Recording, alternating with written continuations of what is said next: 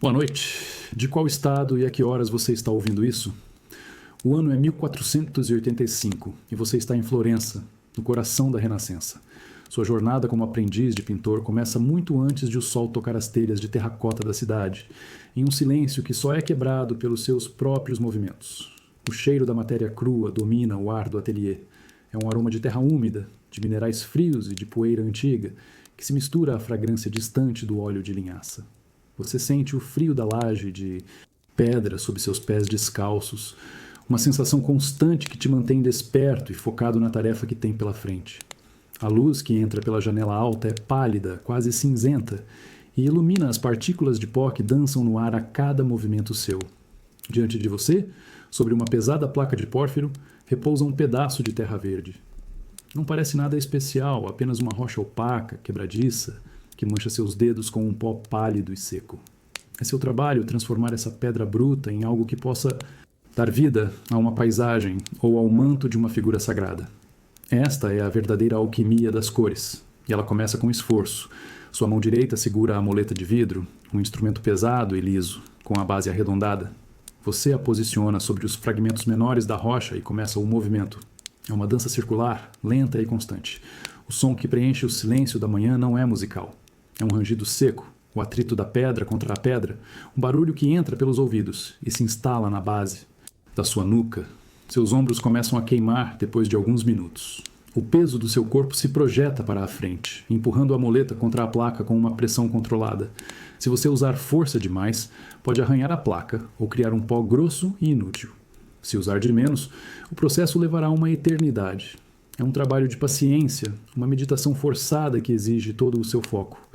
Aos poucos, a mágica acontece. A rocha bruta se desfaz, transformando-se em um pó cada vez mais fino e uniforme. A cor se revela lentamente, um verde suave e aveludado que parece respirar sob a luz fraca. Você para por um instante, passando a ponta do dedo sobre o pó. A textura mudou. Agora é quase como seda, um pigmento natural pronto para ser misturado. Você sente um olhar sobre suas costas. O mestre passa por trás de você, em silêncio. Ele não examina seu rosto, apenas o trabalho das suas mãos. Ele se inclina, observando a textura do pigmento sobre a placa de pedra e, com um gesto quase imperceptível, indica que você precisa continuar, que o pó ainda não está fino o suficiente. Não há elogios, apenas a expectativa silenciosa da perfeição. Ao final da manhã, o pó verde está por toda parte, em suas mãos, em suas roupas, sob suas unhas. Você entende que a beleza que as pessoas admiram nos painéis e afrescos nasce aqui, neste esforço silencioso e repetitivo. Nasce do cheiro da terra, do peso da pedra e do cansaço dos seus músculos. A arte, você percebe, tem a consistência do pó e o som de uma pedra sendo moída. O som agudo e ritmado de um martelo batendo em madeira te arranca da concentração. Você levanta a cabeça e percebe que o silêncio da manhã se foi. O ateliê renascentista agora pulsa com uma vida discreta, um coro de sons que se sobrepõem em uma harmonia funcional. O seu próprio trabalho, o rangido constante da moleta contra a pedra, já não é mais o único som, mas apenas uma voz em uma orquestra de ofícios. Perto da janela maior, um aprendiz mais velho serra uma prancha de álamo. O som é longo e, arrastado, um zunido que sobe e desce, liberando um cheiro adocicado de madeira fresca no ar. Mais ao fundo, outro jovem mexe em uma tina de gesso, e o barulho é úmido, um chapinhar suave e denso. Vez ou outra, você ouve o tilintar de potes de vidro sendo movidos ou o sussurro de um pincel grande aplicando a primeira camada de preparação em uma tela. São os sons para dormir da criação, uma melodia que acalma a mente de quem aprende a ouvi-la. Você volta a se concentrar no seu pigmento, agora um pó verde finíssimo, quase etéreo. Com uma espátula, você o recolhe com cuidado e o deposita em uma pequena concha de cerâmica, sentindo a satisfação do trabalho concluído. A tarefa, no entanto, está longe de acabar. O mestre, que parecia não notar sua existência, se aproxima. Ele não diz nada, apenas deixa ao lado da sua placa de pórfiro uma pedra pequena, de um azul profundo, salpicada de veios dourados. Lápis lazuli. O coração acelera um pouco. Essa não é uma terra comum, barata. É uma gema, vinda de terras distantes, mais valiosa que o ouro. Um erro aqui não seria apenas um desperdício de tempo, mas de uma pequena fortuna. Você sente os olhares dos outros aprendizes, uma curiosidade silenciosa que aumenta o peso da sua responsabilidade. Respirando fundo, você limpa a placa e a moleta meticulosamente, garantindo que nenhum grão do verde contamine a pureza do azul. Ao começar a moer a nova pedra, o som que emerge é completamente diferente. Não é o rangido terroso de antes, mas um estalo cristalino, mais agudo e delicado. Cada movimento circular parece mais importante, mais arriscado. O pó que se forma sob a moleta não é opaco, mas vibrante, de um azul tão intenso que parece conter o próprio céu noturno. É a verdadeira alquimia das cores acontecendo sob suas mãos, uma transformação que exige tanto força quanto delicadeza. O coro de sons da oficina continua ao seu redor, mas agora parece distante.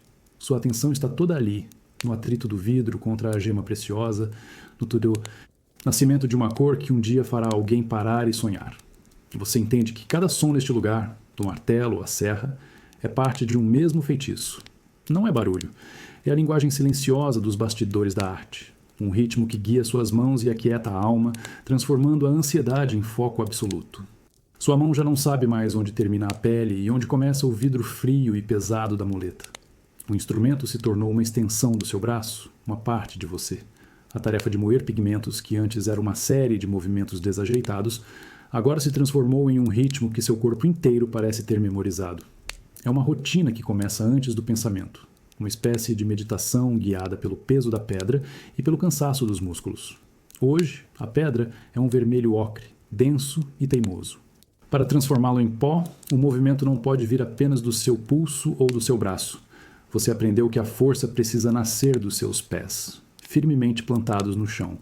Você balança o corpo para a frente e para trás em um movimento lento e constante, usando o seu próprio peso para guiar a moleta em círculos sobre a placa de pórfiro. É uma dança silenciosa e solitária, uma conversa entre seu esforço e a resistência da matéria crua. A queimação no ombro direito é a primeira a se manifestar. Uma sensação familiar que você aprendeu a ignorar. Depois, vem a tensão na lombar, um lembrete constante da sua postura inclinada. Sua mente vagueia, tentando escapar do desconforto. Você olha para os outros aprendizes, cada um imerso em sua própria tarefa, parte de uma engrenagem maior. Um prepara a cola de coelho, cujo cheiro adocicado se mistura ao pó mineral no ar. Outro lixa uma moldura de madeira, produzindo um som suave e contínuo. Seu olhar se desvia para o canto mais iluminado do ateliê, onde o mestre trabalha em um grande painel. A mão dele se move com uma leveza que parece pertencer a outro mundo. Cada pincelada é precisa, sem esforço aparente. Ele cria a ilusão de profundidade, a textura de um veludo, a luz que bate em um rosto, tudo com a mesma calma com que você respira. E você entende, naquele momento, que a leveza dele é sustentada pelo peso que você carrega agora. A tinta suave que ele aplica nasceu do seu esforço, do ritmo exaustivo do seu corpo contra a pedra. Essa percepção muda algo dentro de você. O cansaço não desaparece, mas ganha um propósito. Você volta a se concentrar no seu vermelho ocre. O ritmo do seu balanço se torna mais fluido, mais intencional. A ansiedade de terminar logo dá lugar a uma aceitação do processo. Seu corpo, cansado e dolorido, encontrou um tipo de relaxamento mental dentro do próprio esforço. Um silêncio que só o trabalho repetitivo pode oferecer. O corpo aprende o ofício antes que a mente consiga explicá-lo. Ele memoriza. A pressão exata, a velocidade ideal, a textura que indica que o pigmento está pronto. E quando você finalmente para, o silêncio do movimento é quase mais alto que o barulho da moagem. Seus músculos tremem levemente, mas há uma paz profunda no esgotamento. É a certeza de que você não apenas trabalhou, mas se transformou um pouco. Assim como a pedra bruta, que agora é um pó fino e vibrante, pronto para se tornar cor. A poeira vermelha está pronta. Você a observa sobre a placa de pórfiro, um monte de pó tão fino e volátil que um simples sopro poderia dispersá-lo para sempre no ar do ateliê. A cor é opaca, terrena, quase morta em sua forma seca. É difícil acreditar que essa poeira inerte, resultado de horas de trabalho repetitivo, possa um dia incendiar uma tela com a cor de um pêssego maduro, ou do manto de um cardeal. Sua tarefa, no entanto, ainda não terminou. O momento mais delicado está por vir. A transformação do pó em tinta. Um aprendiz mais velho se aproxima e coloca ao seu lado uma pequena tigela de cerâmica contendo uma única gema de ovo. O amarelo dela é um sol líquido, brilhante e perfeito, separado com uma precisão que você ainda está tentando dominar. Ao lado, um pequeno pote com água e um frasco de óleo de linhaça. Essa é a verdadeira alquimia das cores. Com uma espátula, você reúne o pigmento no centro da placa, formando uma pequena montanha vermelha. Seu coração bate um pouco mais rápido. Um erro aqui, uma gota a mais do aglutinante, e todo o esforço da manhã será perdido. Você mergulha a ponta de um dedo na água e deixa cair algumas gotas sobre o pó. O vermelho escurece instantaneamente onde a água toca, bebendo o líquido com avidez. Agora, a gema. Usando a espátula, você rompe a membrana delicada e começa a incorporar o amarelo ao vermelho, em um movimento lento e cuidadoso. A poeira resiste no início, mas aos poucos cede, transformando-se de um pó seco em uma pasta espessa e rica. O cheiro de terra se mistura ao aroma suave e orgânico do ovo. A cor se aprofunda, ganhando uma vida e um brilho que não possuía antes. É como testemunhar um segredo da criação, um momento de pura mágica nascido da técnica. Você continua misturando, sentindo a consistência mudar sob a espátula. A pasta se torna mais elástica, mais cremosa. É um processo que acalma a mente, uma meditação que exige total presença para não estragar a têmpera. Você adiciona uma última gota de óleo e a tinta adquire um brilho acetinado. Perfeito. Você a recolhe com a espátula e a deposita em uma concha limpa, observando a cor vibrante que ajudou a criar. Não é mais apenas poeira, é cor. É a substância da qual a beleza é feita. E por um instante, o cansaço desaparece, substituído por um sentimento de profunda satisfação. Você percebe que a arte não está apenas no gesto final do mestre, mas aqui, neste processo humilde e silencioso, está na transformação da matéria crua, na poeira que aprende a brilhar, na paciência que transforma o esforço em algo que pode, um dia, tocar a alma de alguém. Há um momento, todos os dias, em que o ruído familiar do ateliê renascentista se transforma. O zunido da serra, o raspar das espátulas e o rangido das moletas não param de uma vez. Eles diminuem aos poucos, como uma maré que recua, até que apenas o som da sua própria respiração parece alto demais no ambiente. É um silêncio denso, carregado de expectativa. É o silêncio que anuncia a chegada do mestre.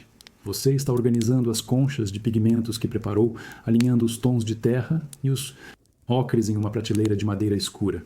Suas mãos, manchadas de cor, se movem com um cuidado redobrado. Qualquer ruído desnecessário, como o tilintar de uma concha na madeira, pareceria uma afronta a essa quietude solene. Você não ousa levantar a cabeça, mas sente a mudança na atmosfera, o ar que se torna mais pesado, mais frio. A porta nos fundos do ateliê se abriu e se fechou sem fazer barulho. Ele está aqui. Seus passos são quase inaudíveis no chão de pedra, mas você o sente mais do que ouve. É uma presença que preenche o espaço, que obriga todos a encolherem os ombros e a focarem intensamente em suas tarefas, mesmo que estejam paralisados. A ansiedade é uma corrente elétrica que passa por todos os aprendizes. Você continua seu trabalho, fingindo uma calma que não sente, enquanto o mestre caminha lentamente pela sala. Ele para. Você sabe que é atrás de você. O silêncio se aprofunda ainda mais, e por um instante, o mundo parece ter parado de girar. Você espera por uma correção, uma crítica, um gesto de desaprovação. Mas nada acontece. Apenas a presença dele, imóvel, observando. Então, você vê a sombra de sua mão se estendendo. Ele pega uma das suas conchas, a que contém o azul profundo do lápis lazuli, que você moeu com tanto cuidado. Seu coração martela contra as costelas. Ele leva a concha para perto da luz da janela, inclinando-a para observar a textura e a profundidade da cor. Você prende a respiração. O destino do seu dia, talvez da sua semana, está contido naquele pequeno gesto. Depois de um tempo que parece uma eternidade, ele coloca a concha de volta no lugar, com uma delicadeza que contrasta com a tensão no ar. Ele se afasta sem uma palavra. Aos poucos, como o despertar de uma floresta após a passagem de um grande predador, os sons retornam. Primeiro, um martelo distante. Depois, o sussurro de uma lixa. O coro de sons da oficina volta à vida, mas agora é diferente. Mais contido, mais focado. O relaxamento que se segue à tensão é profundo. Você percebe que o silêncio do mestre não é vazio. Ele é uma ferramenta tão poderosa quanto qualquer pincel ou pigmento. É um silêncio que ensina, que exige respeito e que, no final, força cada um a encontrar a excelência dentro de si mesmo. O carvão arranha o papel áspero com um som seco que parece ecoar sua própria frustração. Hoje, sua tarefa é diferente. Você não está na bancada de moagem, coberto de poeira colorida. Você está em um canto mais limpo do ateliê, com uma folha de papel amarelado e a missão de copiar um dos desenhos do mestre, o estudo de uma mão em repouso. Uma tarefa que parece simples, mas se revela um tormento. Suas linhas são rígidas, incertas. A mão que você desenha parece feita de madeira, sem vida, sem o peso sutil que o desenho original transmite com tanta facilidade. Você esfrega o carvão com o polegar para criar sombras, mas apenas consegue uma mancha cinzenta e disforme. A ansiedade aperta seu peito. Este é um tipo diferente de desafio, um que o esforço físico não pode resolver. Aqui, o peso da expectativa é puramente mental, e ele parece esmagador. Então, uma sombra cobre seu trabalho. Você não ouviu nenhum passo, mas sabe exatamente quem está ali. O mestre observa seu desenho por um momento que se estica dolorosamente. O silêncio dele é uma crítica mais potente do que qualquer palavra. Seu corpo fica tenso, esperando a dispensa, o gesto que o mandará de volta para a moagem de pigmentos. Mas o que acontece é inesperado. A mão do mestre, com os nós dos dedos manchados de um verde escuro seco, estende-se e pega o carvão da sua. Em seguida, em um movimento rápido e firme, ele coloca a mão dele sobre a sua, forçando seus dedos a segurar o carvão da maneira correta. A mão dele é pesada. O controle é absoluto. Ele começa a mover sua mão sobre o papel. Não é um ensino paciente, é uma demonstração de força, de comando. Você sente o fluxo do movimento dele através do seu próprio braço. Sente a pressão exata para uma linha escura e definida, a leveza para um contorno quase invisível. Sua mão, que antes tremia de incerteza, agora dança sobre o papel com uma confiança que não é sua. Em segundos, a mão no desenho ganha volume, os dedos se curvam com naturalidade, as sombras se aprofundam com precisão. Tão subitamente quanto começou, ele solta sua mão. Ele deixa o carvão sobre a prancheta e se afasta, continuando sua ronda silenciosa pelo ateliê. Você fica paralisado, olhando para o desenho.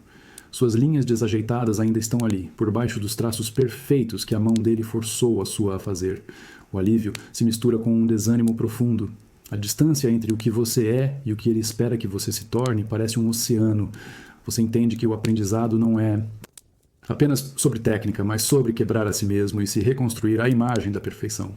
O sino de uma igreja distante marca o meio-dia. E o som atravessa a poeira e o barulho do ateliê como um comando. Aos poucos, as ferramentas são pousadas. O ritmo da oficina se desfaz, e no silêncio que se instala, você se dá conta de uma fome aguda que o trabalho intenso mantinha adormecida. Não há pressa, no entanto. Cada aprendiz limpa sua estação de trabalho com movimentos lentos e deliberados antes de se juntar ao grupo. Vocês se sentam em caixotes de madeira e bancos improvisados, formando um círculo imperfeito no centro da sala. Um dos aprendizes mais velhos, cujas mãos são tão habilidosas com a faca quanto com o pincel, pega um grande pão rústico. A crosta se parte com um estalo seco e satisfatório, liberando o cheiro morno de fermento. Ele corta fatias grossas, todas quase idênticas, e as distribui em silêncio. Junto com o pão, um pedaço de queijo de ovelha forte e salgado. Não há conversas. Apenas o som da mastigação e os olhares atentos que se cruzam e se desviam rapidamente. Vocês comem devagar, observando uns aos outros. É uma refeição, mas também uma avaliação silenciosa. Você observa como o aprendiz que serrava madeira come com uma urgência contida, como se temesse que a comida lhe fosse tirada. Vê o mais novo, que ainda se atrapalha com a preparação do gesso, olhar para a fatia de pão do colega ao lado, comparando o tamanho.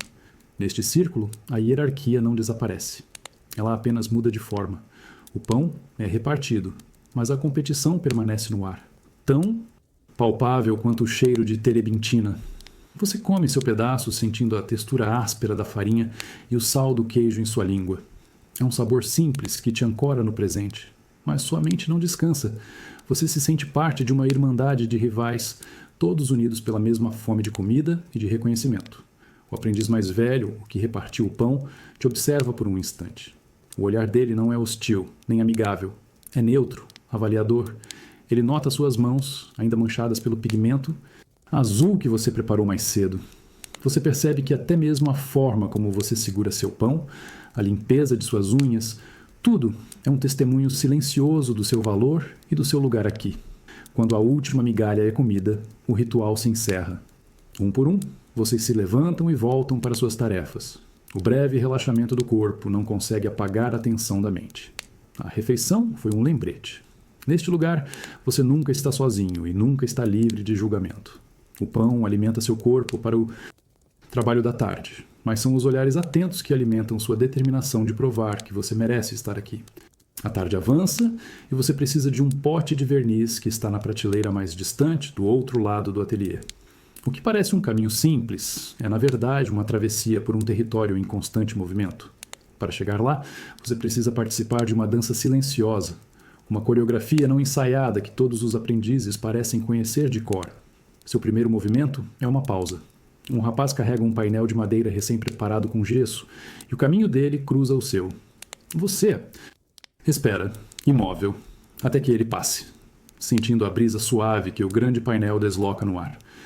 Então, você dá 2 passos para a esquerda, contornando a área onde outro aprendiz está ajoelhado, transferindo um desenho de um papel para uma tela esticada no chão.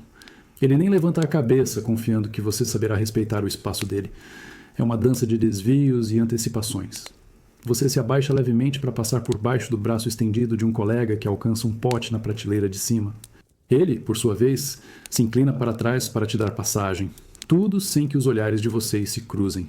Não há pedidos de licença, nem agradecimentos. A comunicação acontece através do movimento, da percepção do corpo do outro no espaço. Ao chegar à prateleira, você pega seu pote de verniz. Quando se vira, você vê um dos aprendizes mais novos parado, precisando da espátula que está bem ao seu lado. Ele não pede, ele apenas espera. Você usa a espátula para uma tarefa rápida, a limpa em um pano e a coloca de volta no lugar exato. Só então ele se move para pegá-la. É uma regra não escrita, uma etiqueta do ofício. As ferramentas não pertencem a ninguém. Elas são do ateliê e seu fluxo deve ser contínuo. Voltando para sua bancada, você refaz a dança em reverso, sentindo-se parte de um organismo maior. O ateliê renascentista não é um lugar de indivíduos, mas um ecossistema. Cada um é uma engrenagem que se ajusta às outras para que a máquina da criação continue funcionando. O relaxamento mental vem dessa ordem implícita, dessa confiança de que todos conhecem os passos. Você percebe que a verdadeira colaboração não está nas palavras, mas nesse balé silencioso. É uma linguagem corporal que expressa respeito, eficiência e um propósito compartilhado. É a harmonia que nasce não do som, mas da consciência mútua, uma dança que permite que a arte aconteça. O cheiro que domina seu canto do ateliê hoje não é o de terra ou minerais, mas algo mais orgânico, adocicado e denso. É o cheiro da cola de coelho, que você aquece lentamente em banho-maria. Uma panela de cobre com água fervilha suavemente. E dentro dela, uma tigela de cerâmica transforma pérolas amareladas e translúcidas em um líquido espesso e pegajoso. O som da água borbulhando é um dos únicos ruídos na sua vizinhança imediata. Um som para dormir que mascara a atenção da sua nova tarefa. Hoje, você foi encarregado de preparar um painel. Diante de você, uma prancha de álamo perfeitamente lixada, com seus veios pálidos e suaves. Ela parece frágil, nua. Seu trabalho é dar-lhes uma pele, uma superfície que possa receber as camadas de gesso e, finalmente, a tinta. É um dos bastidores da arte que ninguém vê, mas que define a longevidade de uma obra. Com um pincel largo de cerdas grossas, você mergulha na cola morna. O líquido é pesado e você o aplica sobre a madeira em pinceladas rápidas e uniformes. A madeira bebe a primeira camada com sede, escurecendo instantaneamente. O cheiro se intensifica e você trabalha contra o tempo, pois a cola esfria e engrossa rapidamente, ameaçando criar grumos indesejados. Sua mente, antes cheia de ansiedade, esvazia-se para focar apenas no ritmo do seu braço. Em seguida, vem a parte mais delicada. Você pega um pedaço de linho fino, quase transparente, que foi cortado no tamanho exato do painel. Suas mãos, lavadas e secas, seguram o tecido com um cuidado reverente. Ele precisa ser posicionado sobre a madeira recém-encolada em um único movimento preciso. Não há espaço para hesitação ou correção. Você solta o tecido. Ele cai sobre a madeira e adere instantaneamente. Agora começa a verdadeira luta. Com a palma das mãos, você alisa o linho do centro para as bordas, sentindo o calor da cola através do tecido. Seu objetivo é expulsar cada minúscula bolha de ar, cada pequena ruga que possa comprometer a superfície. A pressão precisa ser firme, mas delicada. É uma massagem intensa, uma comunicação tátil entre sua mão, o tecido e a madeira. Aos poucos, a superfície se torna uma coisa só. O linho desaparece, fundindo-se à madeira, tornando-se uma segunda pele, lisa e perfeita. Você passa os dedos sobre ela e não sente emendas, apenas uma base sólida e unificada. Você olha para o seu trabalho, para essa fundação invisível, e entende uma nova dimensão do ofício. A pintura não começa com a cor, ela começa aqui, com a preparação silenciosa, com a pele que você dá à madeira para que ela possa um dia respirar arte. O painel que você preparou ontem agora está seco. A superfície, coberta pelo linho fino, é áspera ao toque, uma tela de espera com a textura de um casulo. Ao seu lado, uma tigela de cerâmica contém uma pasta branca, densa e luminosa. É o gesso, uma mistura de gipsita fina e a mesma cola de coelho de antes, aquecida até atingir a consistência de um creme espesso. O cheiro é limpo, mineral, como o de giz molhado em um dia de chuva. Com um pincel largo, você aplica a primeira camada. O som é um sussurro úmido, o pincel deslizando sobre o linho e preenchendo sua trama.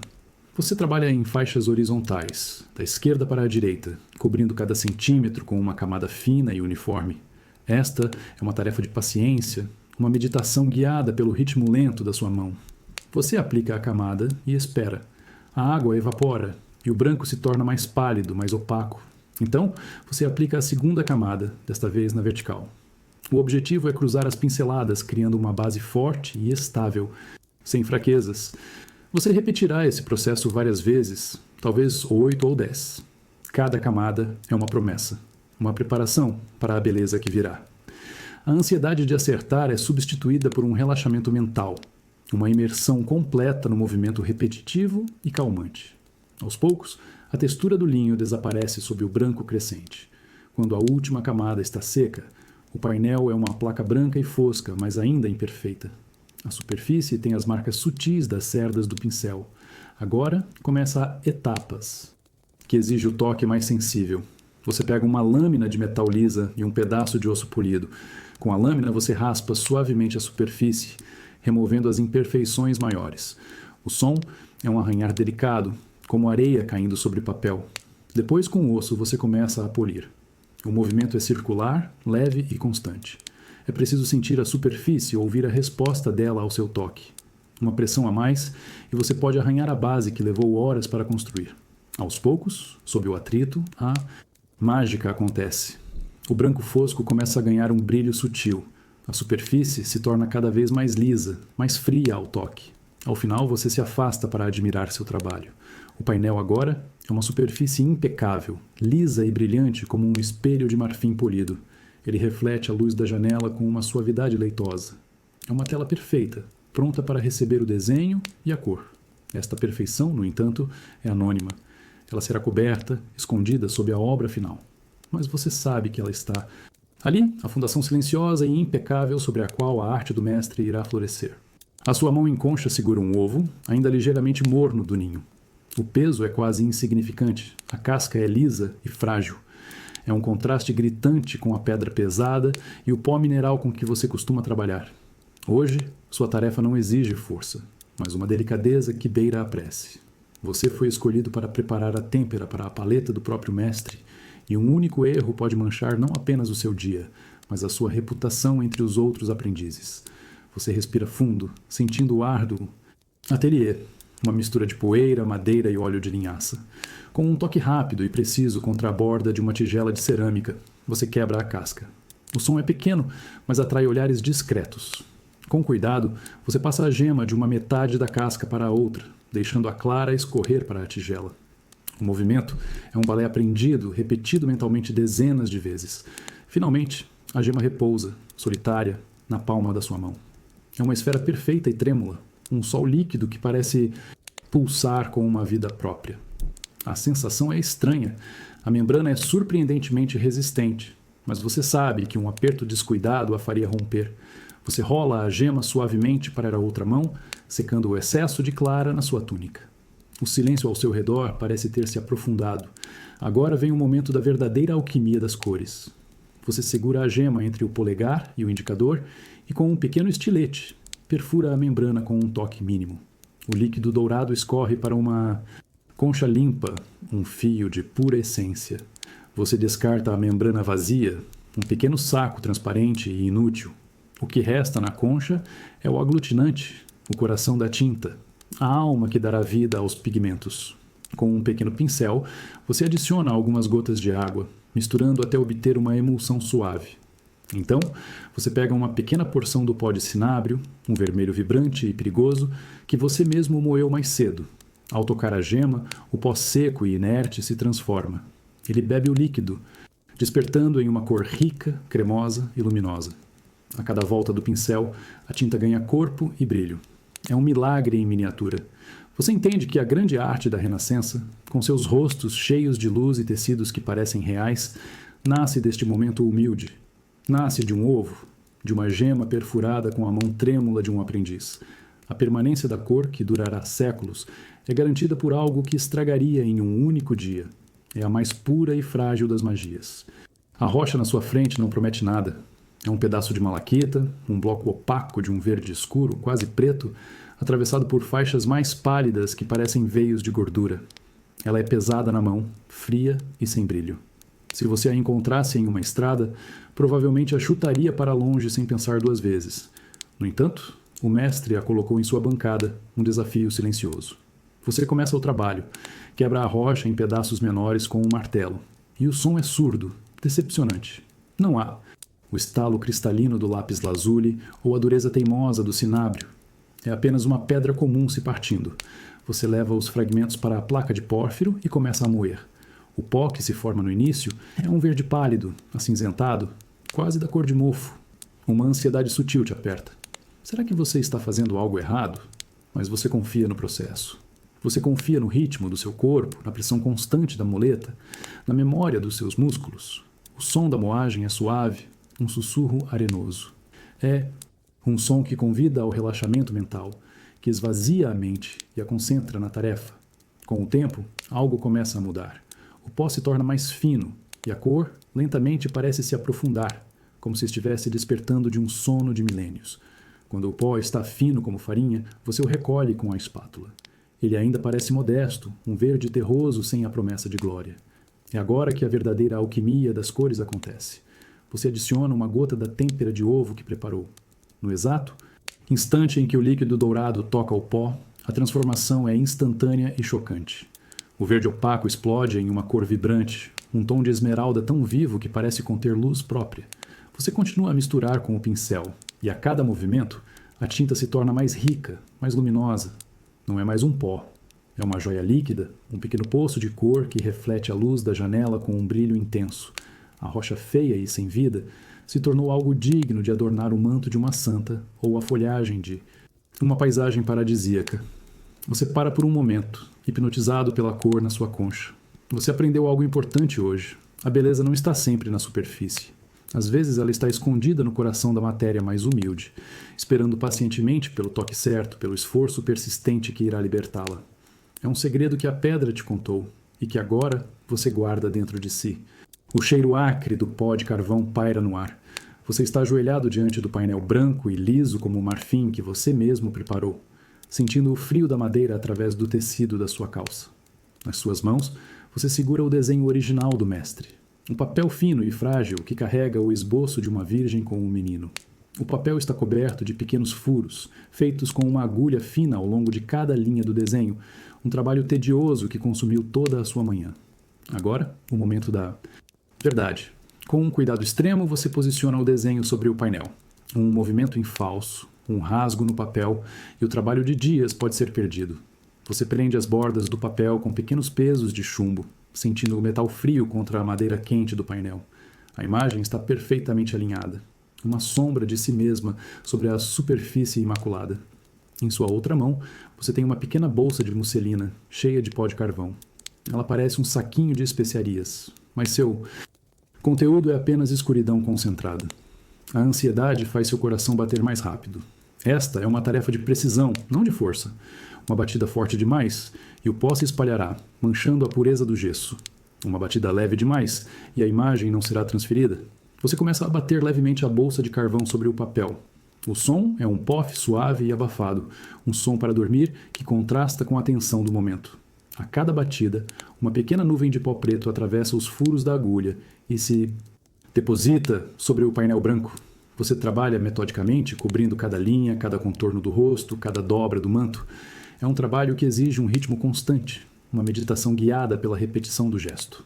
Quando termina, você hesita por um segundo.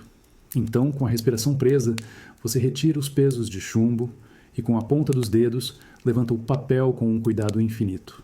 Por baixo, como uma aparição fantasmagórica, o desenho está lá. Uma série de pequenos pontos pretos que recriam perfeitamente a imagem do mestre. Não é uma linha, mas um fantasma de uma linha. Um guia sutil para a pintura que virá. Você se afasta para observar o resultado.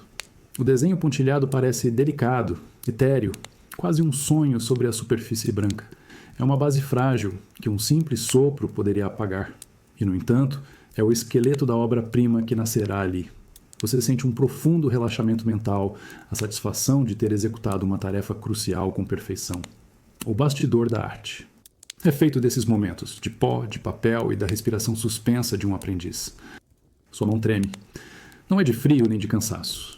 É do puro peso da responsabilidade.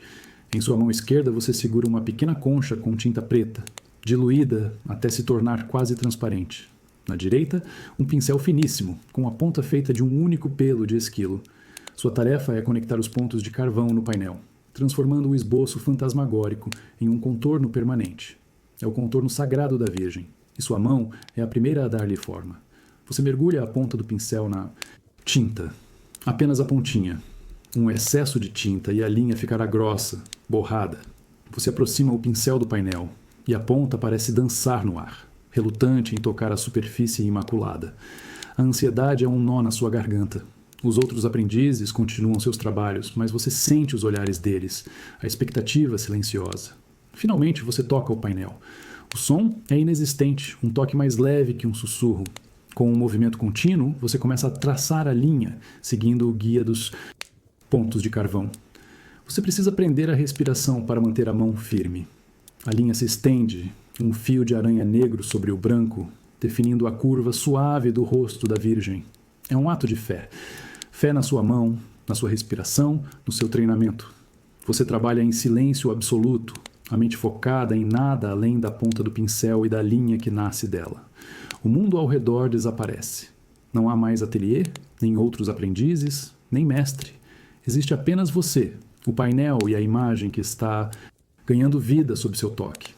É um estado de concentração tão profundo que se assemelha a um sono profundo, uma imersão total que aquieta todas as outras vozes. Quando você completa uma sessão, o contorno do véu, você se afasta para respirar. Seu coração bate forte, mas há uma nova sensação se misturando à ansiedade, um orgulho silencioso. A linha que você traçou é firme, graciosa. Ela não é perfeita como a do mestre, mas é sua. É o testemunho do seu progresso, da sua dedicação. O mestre se aproxima por trás, como sempre, sem aviso. Ele observa seu trabalho por um longo momento. Você espera a correção, a crítica. Em vez disso, ele coloca uma mão no seu ombro, um gesto rápido e quase imperceptível. É um toque que não transmite apenas aprovação, mas confiança. Ele se afasta e você volta ao trabalho, mas algo mudou. A mão já não treme. O peso da responsabilidade agora é um manto confortável. Você não está mais apenas copiando, você está começando a criar. A luz da janela alta corta o ar empoeirado do ateliê, caindo diretamente sobre o objeto da sua lição de hoje, um simples jarro de estanho. Ele está pousado sobre um pano de veludo escuro, e a tarefa que o mestre te deu parece absurda. Você não deve pintar o jarro. Você deve pintar a luz sobre o jarro. Você semicerra os olhos, tentando seguir a instrução. O jarro em si é cinza, opaco, mas onde a luz da janela o atinge, ele se transforma. Uma mancha de branco puro e brilhante, quase dolorosa de olhar, marca o ponto de maior impacto. Ao redor dela, o cinza se desdobra em uma infinidade de tons. Prateado, azulado, esverdeado. Você nunca tinha percebido que uma cor tão simples podia conter um universo inteiro. Mais fascinante ainda é o reflexo. Na superfície curva e polida do estanho, você vê uma imagem distorcida do ateliê. A janela é uma mancha retangular de luz, e as figuras escuras dos outros aprendizes se movem como fantasmas. O mundo inteiro parece estar contido naquele pequeno objeto. Pintar o jarro não é pintar metal. É pintar o próprio espaço. Sua paleta é uma confusão de brancos, cinzas, pretos e azuis. O mestre não te deu nenhuma cor vibrante, apenas os tons da luz e da sombra. Com um pincel fino, você começa a tentar recriar o que vê. Não é um trabalho de linhas, mas de manchas. Uma pincelada de branco de chumbo para o ponto de luz mais intenso. Uma mistura de preto e azul para a sombra profunda sob a alça. A dificuldade é imensa. A luz muda sutilmente conforme as nuvens passam do lado de fora. O reflexo se altera a cada movimento na oficina. Você não está pintando um objeto estático, mas um momento fugaz. A ansiedade de capturar essa verdade te consome. Suas primeiras tentativas são grosseiras, chapadas. O jarro no seu painel parece morto, sem o brilho e a profundidade do original. Frustrado, você para e apenas observa. Você tenta esquecer que é um jarro. Tenta ver apenas as formas, as cores, a dança da luz. E então, algo clica. Você começa a entender. Não se trata de desenhar o contorno do jarro e preenchê-lo com cinza. Trata-se de construir o jarro com a própria luz. Você recomeça, aplicando pequenas pinceladas, uma ao lado da outra, como um mosaico. Um toque de branco aqui, um cinza azulado ali. Aos poucos, a forma começa a emergir da tela. Não como uma linha, mas como uma presença. O metal começa a brilhar.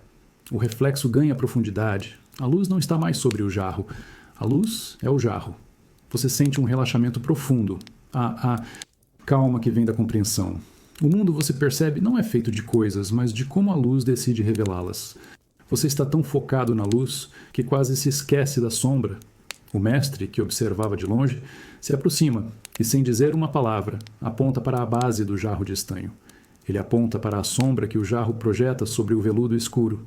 Você tinha pintado apenas uma mancha preta, uma ausência de luz. O dedo dele, no entanto, te convida a olhar de verdade. Você se inclina e o mundo se revela de novo. A sombra não é preta. Perto da base do jarro, ela é profunda, quase aveludada, mas não totalmente. Nas bordas, ela se torna mais suave, mais difusa. E o mais incrível, dentro da própria sombra, a luz, uma luz fraca, refletida de uma parede distante do ateliê, que dá à sombra uma tonalidade púrpura, quase imperceptível. É uma revelação que te atinge como uma onda. Você sempre pensou na sombra como o oposto da luz, o vazio, mas agora você vê que a sombra é um lugar. Ela tem profundidade, cor, vida própria. Ela não é a ausência de luz, mas apenas uma luz diferente, mais sutil, mais misteriosa. Com o pincel, você tenta corrigir seu erro. Você mistura um pouco de azul e vermelho ao preto, criando um tom escuro, mas não morto. Você aplica essa nova cor na sombra, e a pintura inteira se transforma. O jarro, que antes parecia flutuar, agora está solidamente pousado sobre o pano. Ele ganhou peso, presença.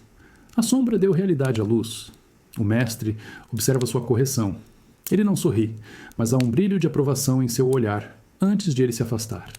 Você continua a trabalhar, mas agora com um novo entendimento.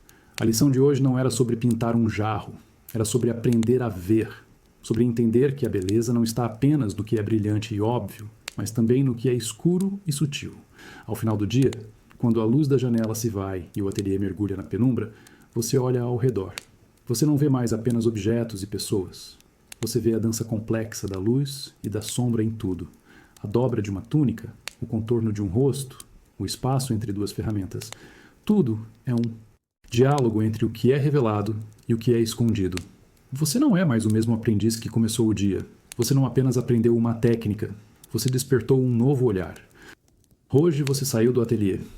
O mestre te entregou uma pequena bolsa de moedas e uma lista escrita em um pergaminho e te enviou para a botica, do outro lado da cidade. O ar da rua é um choque sensorial depois do ambiente controlado da oficina. O cheiro de couro, de animais e de comida de rua se mistura em uma cacofonia olfativa. Mas o cheiro que você busca é outro. Ao entrar na botica, uma onda de aromas exóticos te envolve. É um cheiro denso e complexo. Uma mistura de especiarias doces, resinas, amargas, ervas secas e algo mineral, quase metálico. O ar aqui é mais escuro, mais frio. Pequenos sacos de linho e potes de cerâmica se alinham em prateleiras que vão do chão ao teto, cada um com uma etiqueta escrita em uma caligrafia elegante e indecifrável. É um tipo diferente de ateliê, um lugar onde a alquimia acontece para curar o corpo e não para criar imagens. O boticário, um homem velho com um olhar que parece conhecer todos os segredos do mundo, pega sua lista sem dizer uma palavra. Ele se move pela loja com uma agilidade surpreendente, pegando um pouco de pó de um saco, um pedaço de resina de outro. Ele pesa cada item em uma balança de latão delicada, com um cuidado que te lembra a precisão do seu próprio mestre. Você observa, Fascinado, ele te mostra um pedaço de âmbar, dourado e translúcido, que será moído para fazer um verniz precioso. Mostra-lhe a goma arábica, pequenas pedras amareladas, que dissolvidas em água se tornarão um aglutinante para iluminuras. E então ele abre um pequeno caixote de madeira, e o cheiro que emana dele é tão intenso que te faz dar um passo para trás. É açafrão. Fios vermelhos e delicados, mais valiosos que seu peso em ouro, que serão transformados em um amarelo tão luminoso que parece roubado do próprio sol. Ele embrulha cada item em pequenos pacotes de papel, amarrando-os com um barbante fino. Você paga com as moedas que o mestre te deu, sentindo o peso da responsabilidade em cada uma. Ao sair da botica e voltar para a luz do sol, você se sente diferente. Você não está carregando apenas pós e resinas, você está carregando tesouros. De volta ao ateliê, o cheiro familiar de óleo de linhaça parece simples, quase rústico, em comparação com os aromas que você trouxe consigo. Você entende que os pigmentos naturais que você moe todos os dias não são apenas pedras e terras. Eles são o fim de uma longa jornada, que cruza mares e desertos. E sua rotina, que às vezes parece tão monótona, é o elo final de uma corrente que conecta seu trabalho humilde a terras distantes e a segredos antigos. De volta à sua bancada, você desempacota os tesouros da botica. O mestre se aproxima e pega o pequeno pacote de papel contendo o pigmento mais caro de todos, o carmim, feito a partir de pequenos insetos secos, trazidos de terras distantes. Ele abre o pacote e despeja uma pequena quantidade do pó vermelho escuro na sua placa de pórfiro. A quantidade parece minúscula, quase insignificante. Isso, ele gesticula, sem palavras, é o suficiente para pintar os lábios de todas as santas de uma capela inteira. A mensagem é clara. O custo deste pigmento é astronômico. Cada grão desperdiçado é uma moeda de ouro jogada fora. A responsabilidade nas suas mãos é quase física, um peso que se soma ao da muleta de vidro. Você começa a moer o pigmento com um cuidado que nunca empregou antes. Cada movimento é lento, deliberado. Você não está apenas moendo um pó. Você está manuseando a economia de uma pequena vila, o trabalho de inúmeras pessoas, o risco de caravanas e navios. O som da moagem é quase inaudível, um sussurro reverente. A ansiedade é sua companheira constante. Você teme que um espirro possa mandar o precioso pó pelos ares, teme que uma gota de suor da sua testa caia sobre a placa, arruinando a cor. Você trabalha em um estado de hipervigilância, cada nervo do seu corpo alerta.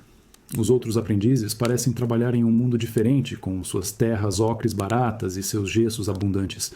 Só você conhece o peso do vermelho. Quando o pó está pronto, fino como poeira de asas, de borboleta, você adiciona a têmpera de ovo com uma mão que você se esforça para manter firme. A cor que nasce é de uma intensidade impressionante. É um vermelho profundo, aveludado, a cor do sangue e da realeza. Você o recolhe com a espátula, garantindo que nenhum único grão seja deixado para trás. Você entrega a concha com a tinta pronta ao mestre. Ele a pega, mergulha um pincel finíssimo na cor e, com um único traço, pinta os lábios da Virgem no painel. A figura inteira parece ganhar vida, com aquele pequeno toque de cor. O custo, o medo, o esforço, tudo valeu a pena por aquele instante de beleza. Você entende que o valor de uma obra de arte não está apenas na habilidade do pintor, mas também no sacrifício contido em cada pigmento. É uma lição sobre economia, responsabilidade e o verdadeiro preço da beleza. Um cheiro novo invade a oficina. Não é o aroma terroso dos pigmentos, nem o cheiro forte do óleo de linhaça ou da cola de coelho. É um perfume caro, floral e almiscarado, uma fragrância que não pertence a este lugar de trabalho e poeira. O som das ferramentas diminui, o ritmo da oficina se quebra, todos os aprendizes, inclusive você, param o que estão fazendo, atraídos por essa invasão sensorial. Na porta do ateliê, uma figura está parada. É o patrono, o rico mercador de tecidos que encomendou. O painel da Virgem. Ele veste veludo escuro, tão preto que parece absorver a luz, e suas mãos, que nunca tocaram em pedra ou carvão, estão adornadas com anéis de ouro. O perfume emana dele como uma aura, um lembrete constante de um mundo de luxo e poder, completamente alheio ao seu.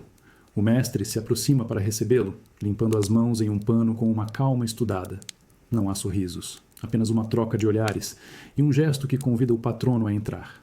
O homem rico caminha pelo ateliê, desviando dos sacos de gesso e das pranchas de madeira com um desprezo contido, como se temesse sujar suas botas de couro macio. Você e os outros aprendizes se encolhem em seus postos, tentando parecer ocupados, mas todos os olhos estão fixos na cena. Você se sente sujo, inadequado. Suas mãos estão manchadas de tinta, sua túnica está empoeirada e o cheiro do seu suor se mistura ao dos materiais. A presença do patrono transforma o ateliê, que antes era um santuário de criação, em um palco para inspeção. A ansiedade é uma corrente fria que percorre a sala. O patrono para diante do painel em que o mestre trabalha.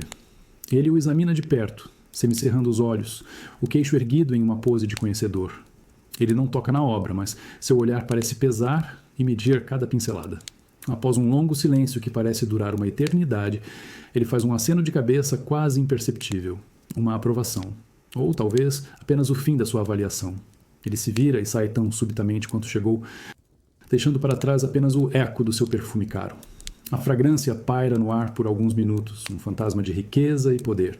Aos poucos, o som do trabalho retorna. O martelo, a serra, a sua própria moleta contra a pedra. Mas algo mudou.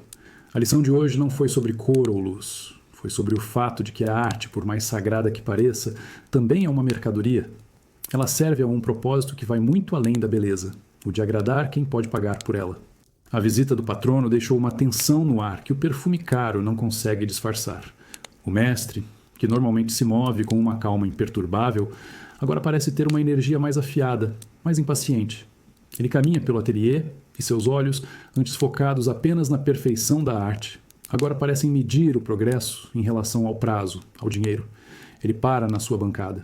Você está preparando um tom de pele, uma mistura delicada de branco, ocre e um toque de vermelho.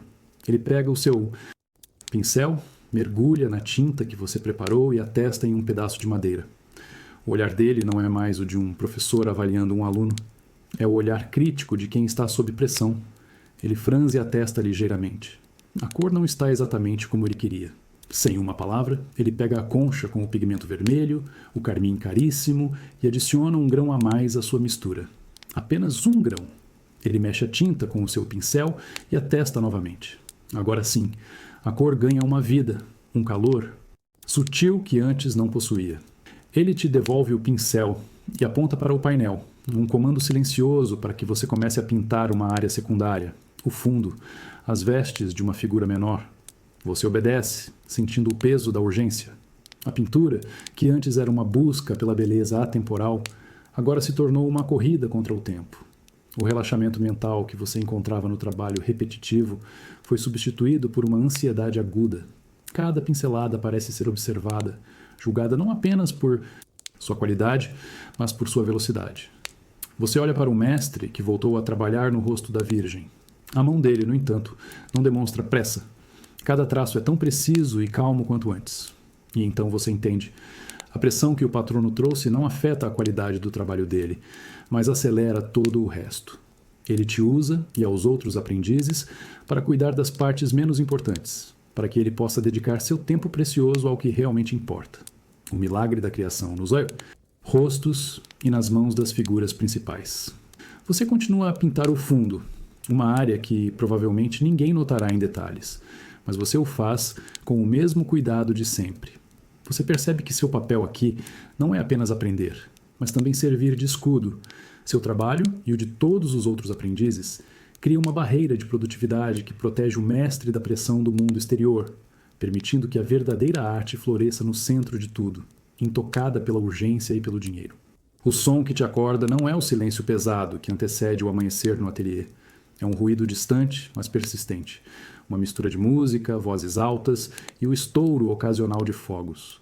Hoje é um dia de festa na cidade, a celebração de um santo padroeiro, e o mestre deu a todos os aprendizes um raro dia de folga.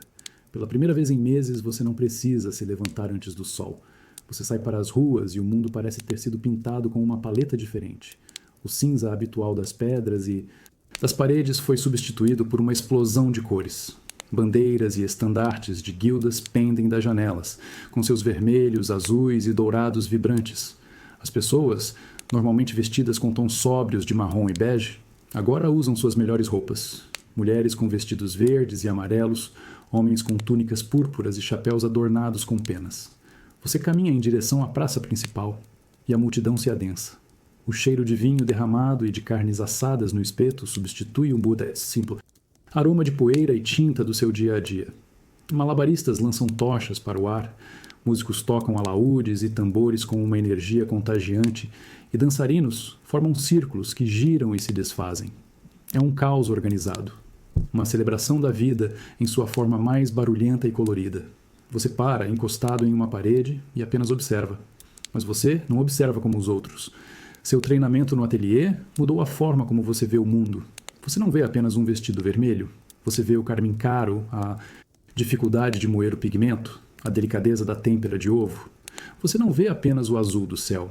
Você vê o lápis lazuli, a pedra preciosa que custa mais que ouro. As sombras que dançam no chão da praça não são apenas escuras. Elas têm tons de violeta e azul, refletindo a cor do céu e dos tecidos ao redor. O brilho no metal de uma armadura de um guarda não é apenas branco. É uma complexa mistura de cinzas e reflexos do mundo ao redor. O ateliê te ensinou a dissecar a realidade, a ver a alquimia das cores por trás de tudo. Estar no meio da festa é estranho. É como se você estivesse do lado de fora, olhando para dentro. Você aprecia a beleza, a energia, a alegria. Mas uma parte de você está sempre analisando, decompondo, tentando entender como recriaria aquela cena em um painel. O relaxamento da folga é incompleto, pois sua mente de aprendiz nunca descansa. A arte não é mais algo que você faz. Tornou-se a lente através da qual você vive. Mesmo em um dia de folga, o hábito do ofício te chama. Você se afasta da multidão ruidosa da praça e encontra um lugar mais calmo, nos degraus de uma fonte. De dentro da sua túnica, você tira um pequeno caderno de esboços e um pedaço de carvão, ferramentas que o mestre insiste que você carregue sempre consigo. O trabalho nunca para, mesmo quando o mundo está em festa. Você começa a desenhar, não a festa em si, mas os rostos na multidão. A tarefa é um desafio. As pessoas não posam para você. Elas se movem, falam, riem, se viram. Você tem apenas alguns segundos para capturar a essência de uma expressão, a curva de um nariz, o jeito que a luz bate em uma bochecha. É um exercício de velocidade e memória. Sua mão se move rapidamente sobre o papel. O som do carvão arranhando a página é um contraponto silencioso à música alta da festa. Você desenha um velho mercador com rugas profundas ao redor dos olhos, que contam histórias de longas viagens. Desenha uma jovem, com um sorriso tímido, quase escondido atrás de um leque. Desenha um soldado com uma cicatriz na bochecha e um olhar cansado. Cada rosto é um universo, um painel em potencial. Você não está mais apenas copiando os desenhos do mestre. Você está começando a construir seu próprio repertório, sua própria biblioteca de formas e emoções. A ansiedade de acertar a linha perfeita dá lugar a um tipo diferente de concentração, uma busca pela verdade do momento. Um grupo de crianças corre perto de você e uma delas para por um instante para te observar. O olhar dela é de pura curiosidade, sem julgamento. Você sorri para ela e, em alguns traços rápidos, captura a forma redonda do seu rosto e o brilho nos seus olhos. Ela ri e sai correndo, e você fica com um esboço, um pequeno fragmento de vida guardado no seu caderno. No final da tarde, quando a luz começa a dourar as pedras da cidade, você folheia seu caderno. As páginas estão cheias de rostos, de fragmentos de histórias. Nenhum dos desenhos é uma obra-prima. São rápidos, imperfeitos, cheios de linhas hesitantes. Mas eles são seus. E eles são reais. Você percebe que o ateliê te deu as ferramentas, mas é o mundo lá fora, com sua beleza caótica e suas emoções fugazes, que te dará algo para dizer. O aprendizado não acontece apenas dentro de quatro paredes. O frio chegou. Não o frio ameno do outono, mas o frio cortante do inverno, que parece se infiltrar pelas frestas das janelas e pelas pedras do chão do ateliê. Você sente o frio nos ossos, um arrepio constante que nenhuma camada de roupa parece capaz de afastar. Seus dedos, ao segurar a muleta de vidro, ficam rígidos e doloridos em minutos. A cada movimento, uma pequena nuvem de vapor escapa da sua boca. O inverno não afeta apenas os aprendizes, ele adoece a própria tinta. A têmpera de ovo, que no verão seca em minutos, agora leva horas para firmar. A tinta se recusa a fluir do pincel com a mesma facilidade, tornando-se espessa e teimosa. As cores parecem mais opacas, como se o frio roubasse a sua luz. O trabalho, que já era difícil, agora se torna uma batalha constante contra os elementos. Perto da única lareira do ateliê, os aprendizes se revezam para aquecer as mãos. Mas é um alívio temporário. Assim que você volta para a sua bancada, o frio te abraça novamente. O mestre instruiu que um pequeno braseiro fosse colocado perto do painel principal para ajudar na secagem. Mas o calor mal chega até você, no canto da sala. Sua tarefa de hoje é moer um pigmento branco feito de chumbo. É um trabalho que exige precisão, mas seus dedos estão tão enrijecidos que você mal consegue segurar a muleta com firmeza. A cada círculo, você sente uma dor aguda nas articulações. A frustração cresce dentro de você. Como criar beleza quando seu próprio corpo se recusa a obedecer? Você observa o mestre. Ele parece imune ao frio. Sua mão se move com a mesma precisão de sempre, aplicando camadas finas de tinta no rosto da Virgem. Mas você nota algo diferente. Ele trabalha mais devagar, com pausas mais longas entre as pinceladas, dando tempo para que a tinta assente. Ele não luta contra o frio, ele se adapta a ele. Essa observação é uma pequena epifania. Você para de lutar contra a rigidez dos seus dedos. Em vez disso, você muda o ritmo do seu trabalho. Faz movimentos mais curtos, mais lentos, usando o peso do seu corpo de uma forma diferente para compensar a falta de destreza nas mãos. Você para com mais frequência para esfregar as mãos. Não com impaciência, mas como parte do processo. O trabalho continua lento, difícil, mas a ansiedade se dissipa, substituída por uma aceitação resignada. O inverno não é um inimigo a ser derrotado, mas uma condição a ser compreendida. Você aprende que a arte não é feita apenas de inspiração e técnica, mas também de resistência. É a capacidade de continuar, de encontrar um novo ritmo, mesmo quando o mundo ao seu redor congela. A luz do inverno é uma mentirosa. Ela entra pela janela do ateliê, pálida e cinzenta, e muda a percepção de todas as cores. Um azul, que parecia perfeito sob a luz da manhã, revela-se esverdeado à tarde. Um tom de pele que parecia quente e vivo torna-se pálido e doentio sob a luminosidade fraca. Pintar no inverno é como tentar acertar um alvo em constante movimento. Sua tarefa hoje é pintar o céu no canto superior de um pequeno painel devocional. Um céu de inverno. Você mistura branco e um toque de azul ultramarino, o pigmento mais precioso, e aplica a primeira camada. Na paleta, a cor parece correta, mas no painel, sob a luz fraca, ela parece morta, sem profundidade. É um céu de chumbo, não de ar. A frustração te corrói. Você tenta adicionar mais branco, mas a cor fica leitosa. Tenta adicionar mais azul, mas ela fica escura demais.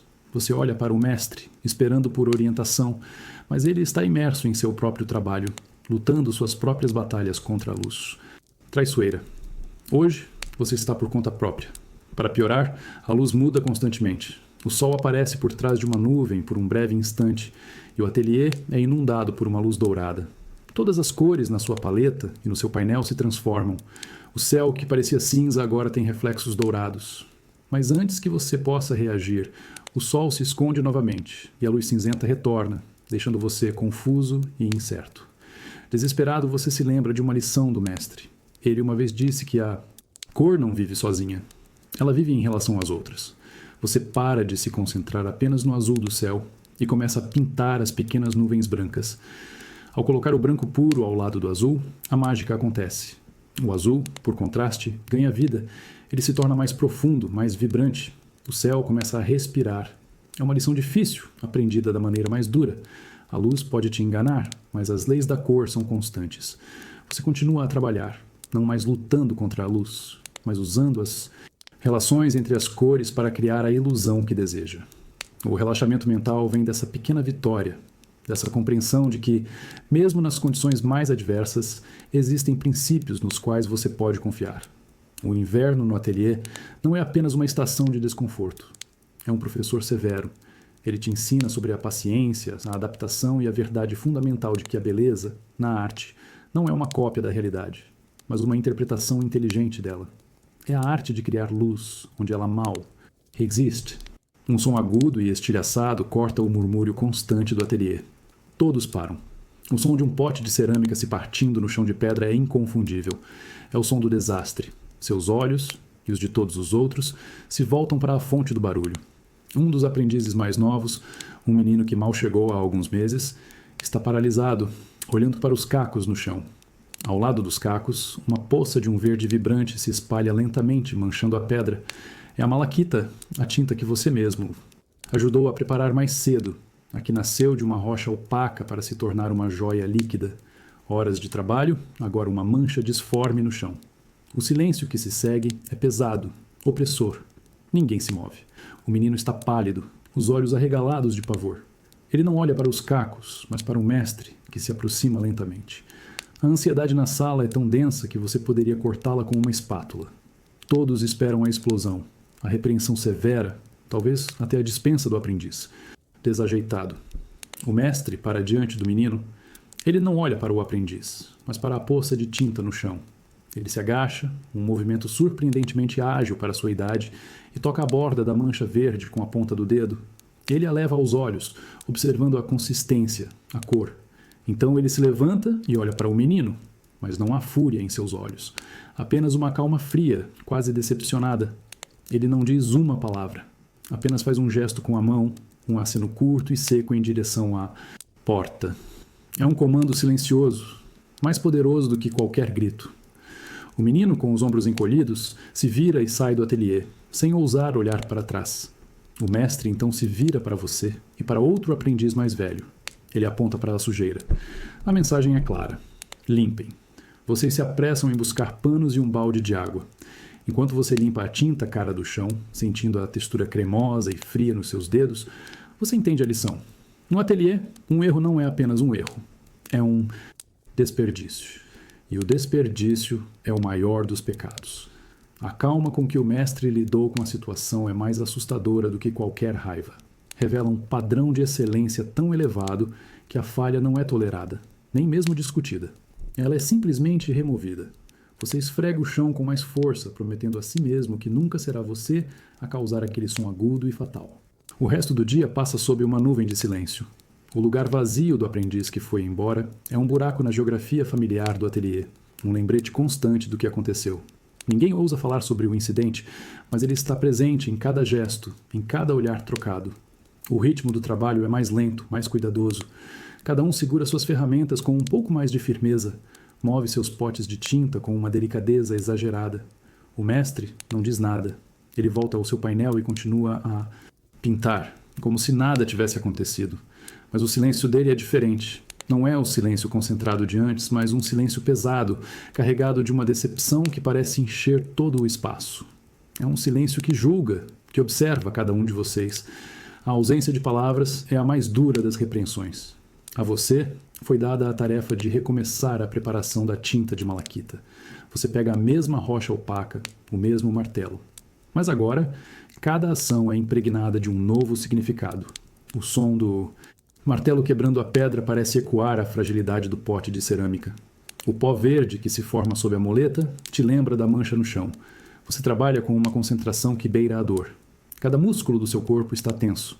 A ansiedade de cometer um erro é um gosto amargo na sua boca.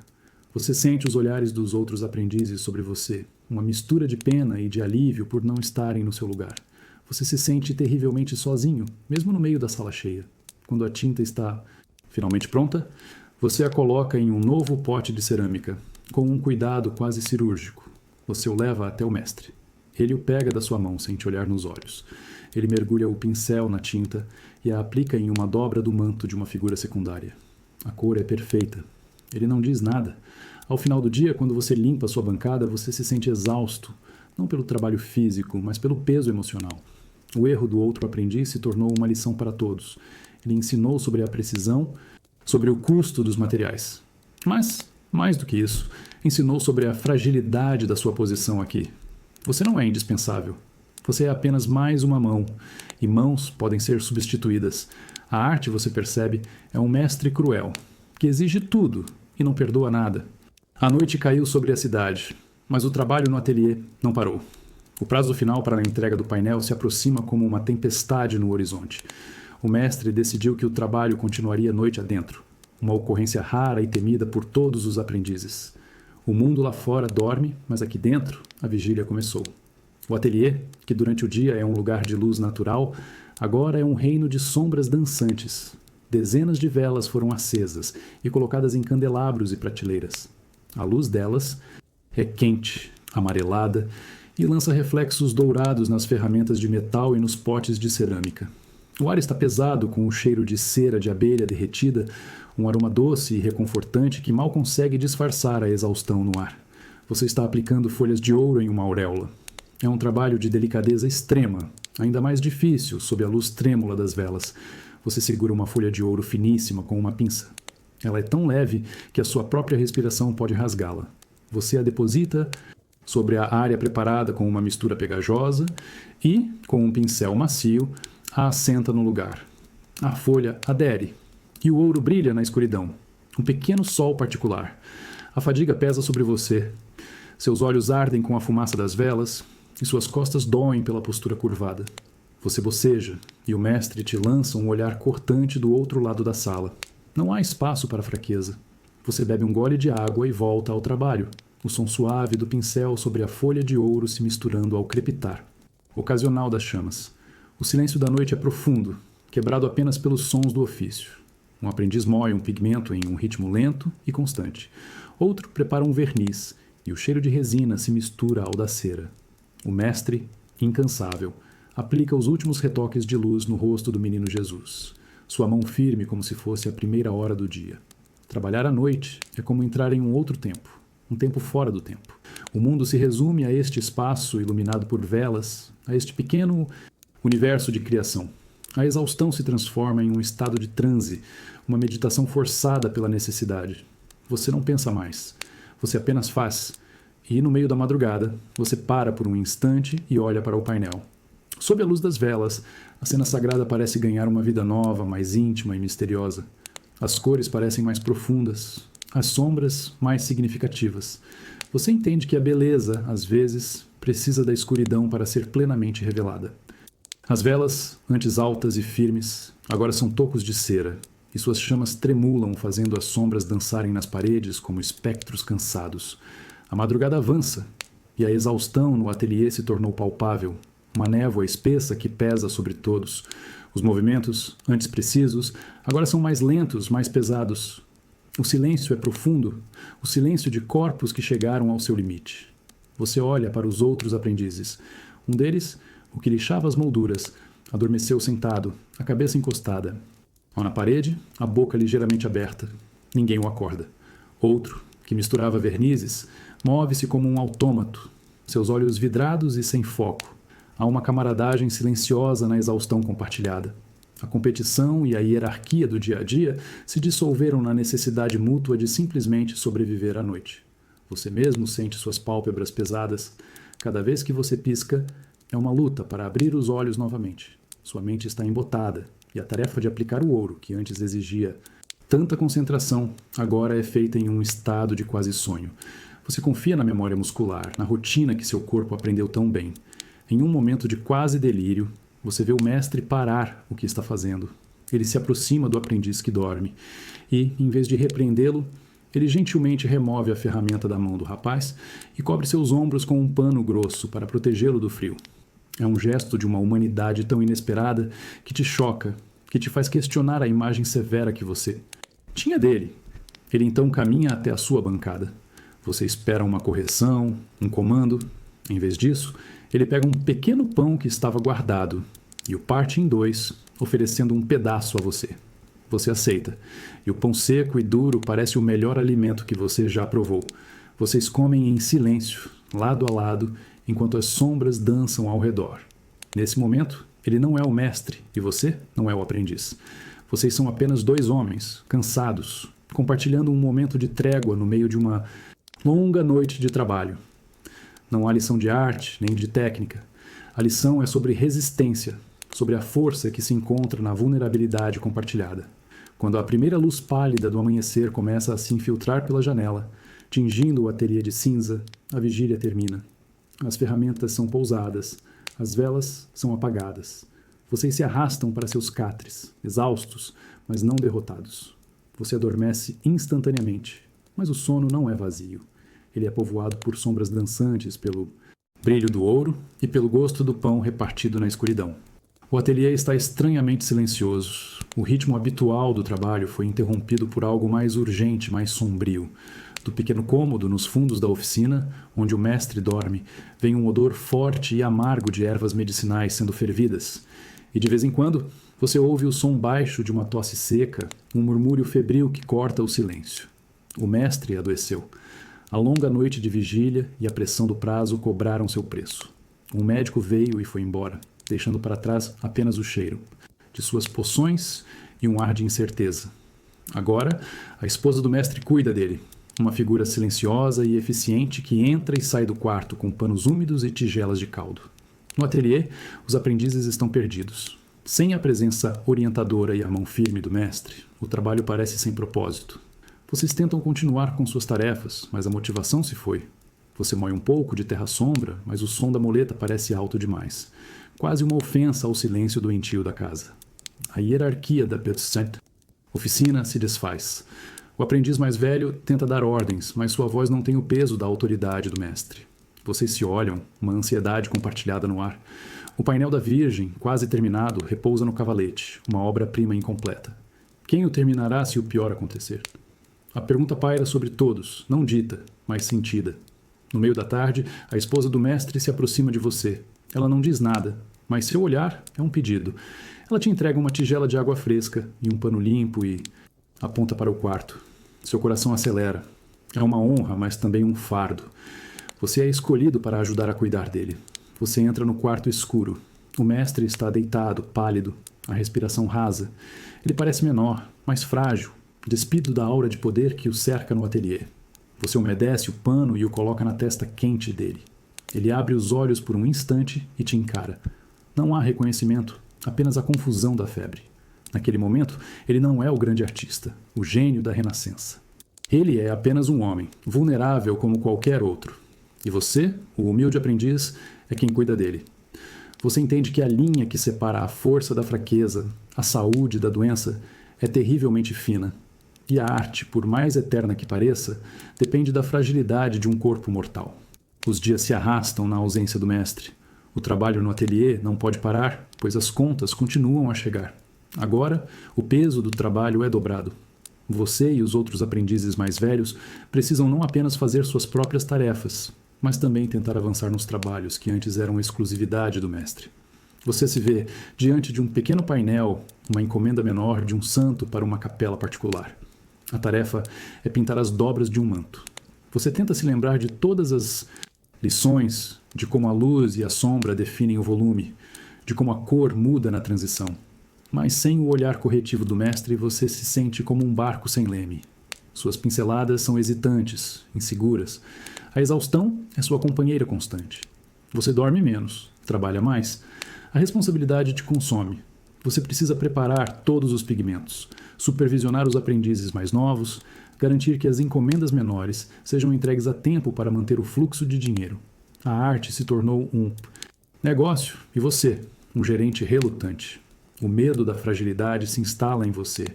Não apenas a fragilidade do mestre, deitado no quarto ao lado, mas a sua própria. Você sente dores nas costas que não sentia antes. Suas mãos tremem de cansaço. Você se pergunta se terá a força para continuar, se o seu corpo aguentará o fardo. A imagem do mestre tão forte e agora tão vulnerável é um espelho do seu próprio futuro. Um dia, enquanto você luta com um detalhe particularmente difícil de uma paisagem, o aprendiz mais velho se aproxima. Ele não diz nada. Apenas pega um pincel e, com alguns toques rápidos, corrige uma sombra que você estava fazendo errada. Ele te olha, um olhar de compreensão e de solidariedade.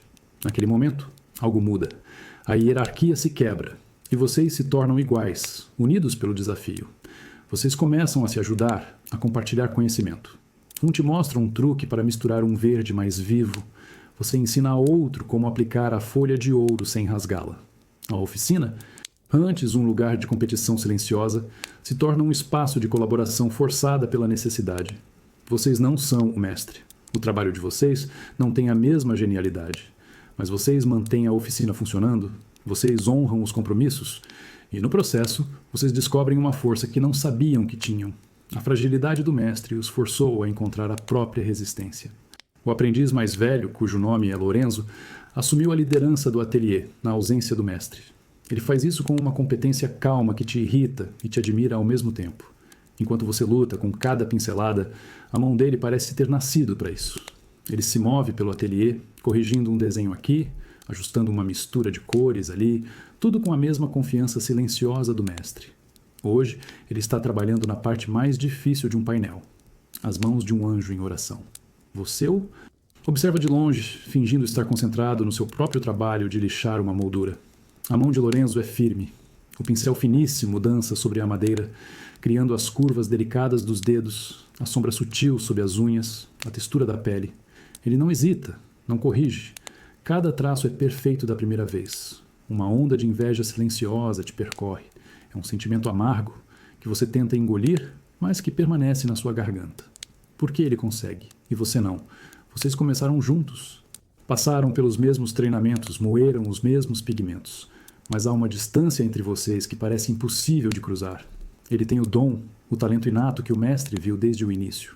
Você volta a lixar sua moldura, o som áspero da lixa na madeira ecoando sua própria frustração. Você se esforça tanto, passa noites em claro estudando os desenhos do mestre, pratica até seus dedos doerem. Mas seu progresso parece lento, pesado, enquanto o dele é um voo gracioso. A ansiedade de nunca ser bom o suficiente é uma companheira constante. Lorenzo termina as mãos do anjo e se afasta para observar seu trabalho. Ele não parece orgulhoso nem satisfeito, apenas crítico, como se buscasse uma falha que só ele pode ver. Ele percebe seu olhar e se aproxima da sua bancada. Você espera uma crítica ao seu trabalho, uma demonstração de superioridade. Em vez disso, ele pega um pedaço de carvão e, em uma folha de papel qualquer, desenha uma mão. Você pensa demais na linha. Ele gesticula, mais com os movimentos do que com palavras. Pense no osso por baixo, na carne por cima. Ele te mostra como o ângulo do pulso muda a forma dos tendões, como a pressão dos dedos afeta a palma da mão. Ele não está se exibindo, ele está te ensinando. E a inveja que você sentia se transforma em algo mais complexo. Uma mistura de gratidão e de uma determinação renovada. Ele pode ter o dom, mas ele também tem o conhecimento.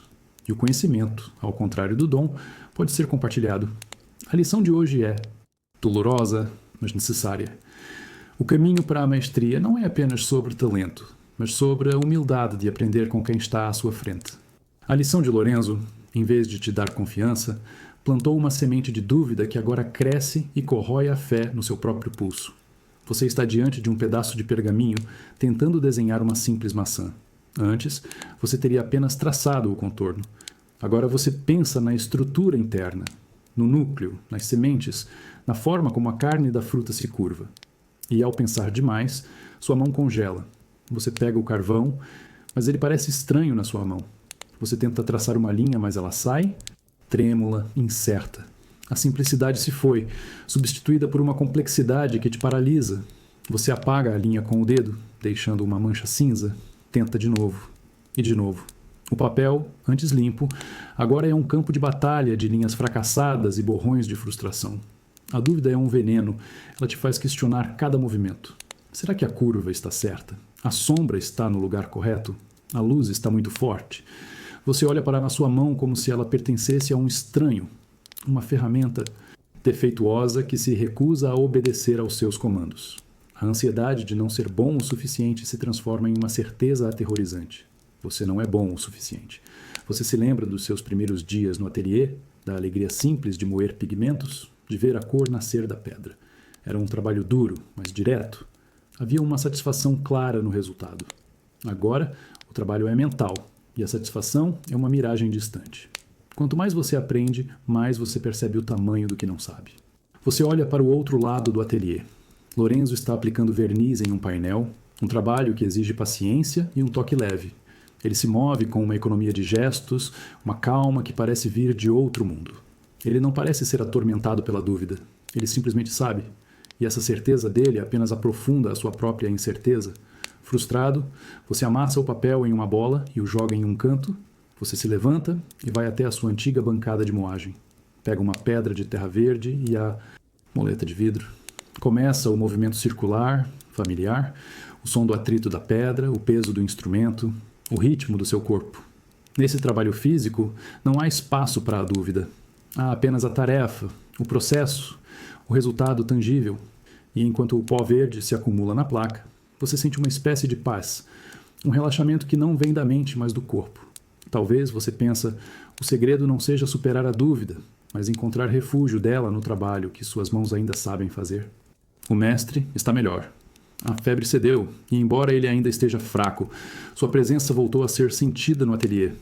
Ele não trabalha ainda, mas senta-se em uma cadeira perto do painel principal, observando o progresso, o olhar aguçado novamente. A ordem foi restaurada, mas a dinâmica mudou. Hoje, ele te chama. Seu coração acelera. Ele aponta para o grande painel da Virgem. Aponta para uma pequena área no canto superior direito. Um pedaço do céu, visível através de uma janela arqueada atrás da Virgem. É uma área pequena, quase insignificante no grande esquema da obra. Você, ele diz, a voz ainda rouca, faça. É a primeira vez que ele te confia uma parte, por menor que seja, da obra principal. É um teste, uma prova. A responsabilidade é esmagadora. Você não vai pintar um céu qualquer. Você vai pintar um pedaço do céu do mestre. Você prepara sua paleta com um cuidado religioso. Pega o pó de lápis lazuli, o pigmento mais caro, que você mesmo moeu semanas atrás. Mistura com a têmpera de ovo, e a cor que nasce é o azul mais puro que você já viu. Suas mãos tremem ao pegar o pincel. Você se aproxima do painel. De perto, a obra é um universo de detalhes. Você vê as pinceladas finíssimas do mestre no rosto da Virgem, a textura do veludo no seu manto, o brilho do ouro na sua auréola, e ao lado de toda essa perfeição, há o seu pequeno quadrado de céu em branco, esperando. A ansiedade é um nó no seu estômago. Você olha para o mestre. Ele te observa, o rosto impassível. Você respira fundo e toca o pincel no painel. A primeira pincelada. Você a aplica com uma suavidade que mal ousa respirar. A cor é viva, luminosa. Você continua, construindo o azul em camadas finas, como o mestre te ensinou. Você esquece do resto do ateliê. Esquece dos outros aprendizes, do próprio mestre. Seu mundo se resume àquele pequeno retângulo de madeira. Você não está mais pensando na dúvida, na inveja, no cansaço. Você está apenas pintando, e pela primeira vez, algo se solta dentro de você. A mão não treme. A linha é firme. O medo dá lugar a uma concentração serena, um relaxamento profundo que nasce da entrega total à tarefa. Quando você termina, você se afasta. O pequeno pedaço de céu que você pintou parece pertencer à obra. Ele se harmoniza com o resto. O mestre se levanta, se aproxima do painel, ele observa seu trabalho por um longo tempo. E então, ele apenas acena com a cabeça. Um único aceno. Mas para você, é como se o sol tivesse nascido dentro do ateliê. O aceno de cabeça do mestre foi como uma chave que destrancou algo dentro de você. Nos dias que se seguiram, a dinâmica mudou completamente. Ele começou a te dar mais responsabilidades, não com palavras, mas com gestos. Um apontar de dedo para uma área do painel, a entrega de um pincel específico, um olhar que dizia, agora é com você. Você pinta uma parte do chão de mármore, um livro sobre uma mesa, a dobra de uma cortina. Cada tarefa é um novo teste. E a cada teste superado, sua confiança cresce.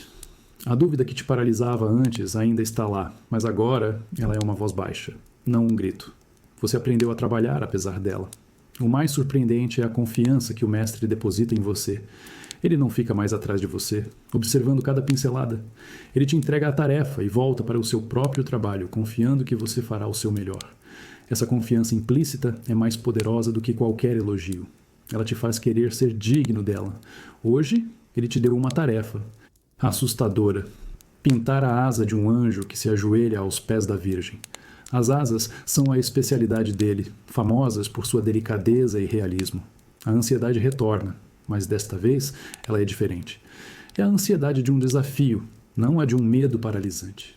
Você estuda os desenhos preparatórios, observa as asas de pássaros que o mestre mantém em uma gaiola para estudo. Você prepara suas cores, uma gama de brancos, cinzas e ocres. Então você começa a pintar, pena por pena. Não é um trabalho de linhas, mas de luz e textura. Cada pena é uma pequena escultura de tinta.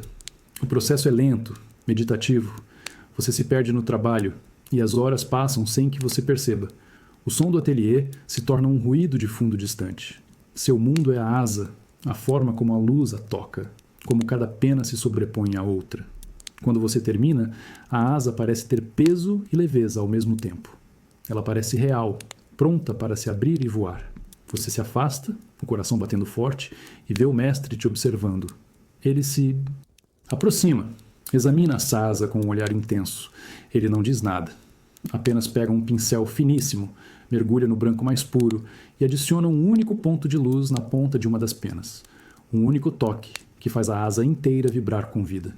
Ele te olha e pela primeira vez você vê um traço de sorriso em seus olhos. Não é um elogio, é um reconhecimento. Ele não te vê mais apenas como um aprendiz, uma mão extra. Ele te vê como um pintor e essa percepção é a maior recompensa de todas. O painel está pronto, quase. Todas as cores estão no lugar, as figuras estão completas, o ouro brilha nas auréolas. A obra é magnífica, um testemunho do talento do mestre e do trabalho árduo de todos no ateliê. Mas falta o último passo, o toque final que irá proteger e unificar a obra, o verniz. O mestre te chama para o seu canto mais privado do ateliê, uma área onde nenhum outro aprendiz é permitido. O ar aqui é diferente, impregnado com um aroma forte, uma mistura de resinas aquecidas e álcoois que te deixa levemente tonto. Ele vai te ensinar a preparar seu verniz secreto, uma receita passada de mestre para aprendiz por gerações. Sobre uma pequena mesa, há ingredientes que você nunca viu. Pedaços de sandarak, uma resina amarelada e quebradiça. Grãos de mastic, que parecem lágrimas de vidro. E um frasco de óleo de lavanda cujo perfume floral corta a acidez das outras resinas. O mestre não explica a função de cada um, ele apenas mostra. Ele aquece as resinas em uma panela de cobre sobre um braseiro e o cheiro se intensifica. O som é um borbulhar lento, espesso. Ele mexe a mistura com uma vareta de vidro, a expressão concentrada. Ele te ensina a reconhecer o ponto certo não pela cor ou pelo tempo, mas pelo cheiro. Quando você sentir o cheiro de pinho no sol do meio-dia, ele gesticula. Está pronto? Ele filtra o líquido dourado e quente através de um pano de linho e o verniz que escorre é límpido e brilhante como mel. Ele adiciona o óleo de lavanda e o aroma se torna complexo, quase sagrado. É o perfume da permanência. Com um pincel largo e macio, ele começa a aplicar o verniz sobre o painel. Ele te convida a fazer o mesmo em uma pequena sessão. O pincel desliza sobre a superfície pintada e a transformação é instantânea. As cores, antes ligeiramente foscas pela têmpera de ovo, ganham uma profundidade e um brilho incríveis. O azul se torna mais profundo, o vermelho mais vibrante, o branco mais luminoso. O verniz não apenas protege, ele revela. É como se ele trouxesse a luz de dentro da própria tinta. Você trabalha ao lado do mestre, em silêncio, aplicando a camada final. Não há mais hierarquia, apenas dois pintores compartilhando um segredo, finalizando uma obra. Você entende que a arte não termina na última pincelada de cor, mas neste ritual final, neste batismo de luz líquida. É o sopro de vida que garante que a beleza criada ali irá durar muito além de vocês dois. O painel da Virgem está coberto pelo verniz recém-aplicado. Ele brilha sob a luz da janela, na superfície úmida e pegajosa. O trabalho agora é esperar. O ateliê entra em um estado de calma, uma pausa silenciosa após meses de trabalho frenético. Ninguém ousa tocar na obra, nem chegar perto demais, com medo de que um fio de cabelo ou uma partícula de poeira caia sobre a camada final e a estrague para sempre. Você e os outros aprendizes se ocupam com tarefas menores, limpar pincéis, organizar potes de pigmento, varrer o chão. Mas todos os olhares se voltam, de tempos em tempos, para o painel. É como vigiar o sono de um recém-nascido. A obra está viva, mas em um estado de extrema vulnerabilidade. A camada final de verniz faz mais do que proteger e dar brilho. Ela aprofunda a luz. As sombras, que antes eram apenas escuras, agora têm nuances e transparências. A luz, que antes era apenas branca, agora parece emanar de dentro das figuras. A pele da Virgem parece macia e quente. O ouro da aureola parece divino. A asa do anjo que você pintou parece pronta para bater a qualquer momento. O mestre senta-se em sua cadeira, observando a obra secar. Há uma expressão de profunda satisfação em seu rosto, mas também de melancolia. A obra está concluída. Amanhã, ela será entregue ao patrono e levada para a capela, onde será vista por milhares de pessoas ao longo dos séculos. Ela não pertence mais ao ateliê. Ela não pertence mais a ele. Você se aproxima e fica ao lado dele, observando a obra, em silêncio. Você vê o pequeno pedaço de céu que pintou, a asa do anjo, a dobra da cortina. São suas contribuições, anônimas para a beleza geral. Você não assinará a obra, seu nome não será lembrado. Mas você sabe que uma parte de você está ali, fundida à madeira e à tinta. O mestre coloca uma mão no seu ombro. Bom trabalho, ele diz. Duas palavras simples, mas que carregam o peso de anos de treinamento, de frustração, de superação. Elas são a sua verdadeira recompensa. Você olha para suas mãos manchadas de tinta e de verniz.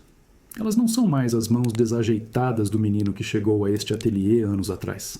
São as mãos de um pintor.